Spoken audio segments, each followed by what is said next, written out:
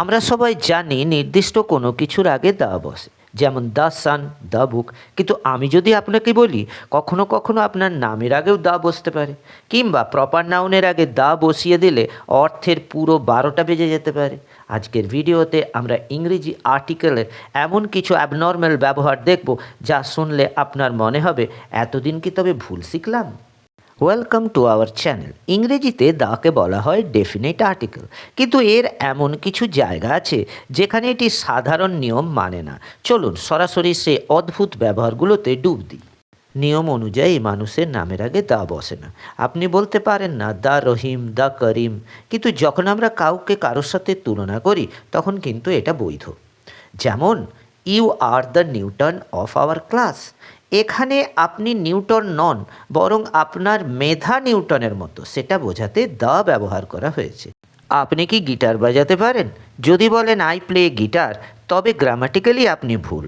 বাদ্যযন্ত্র যখন বাজানোর অর্থে ব্যবহার হয় তখন তার আগে দা বসানো বাধ্যতামূলক। যেমন, I love to play the piano. কিন্তু আপনি যদি একটা গিটার কিনতে যান তখন বলবেন I want to buy a guitar. কখনো খেয়াল করেছেন, পোর মানে গরিব, যেটি একটি অ্যাডজেক্টিভ, কিন্তু এর আগে দা বসালে তা পুরো একটা সমাজকে বোঝায়। যেমন, the poor are always neglected. এখানে দা যোগ করার সাথে সাথে অ্যাডজেক্টিভটি একটি প্লুরাল নাউন হয়ে গেছে।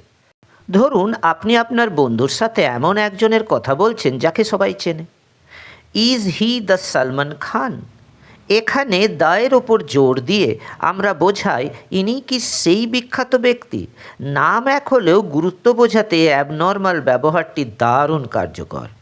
তাহলে দেখলেন তো, একটা ছোট্ট শব্দ দা, কিন্তু এর খেল অনেক বড়।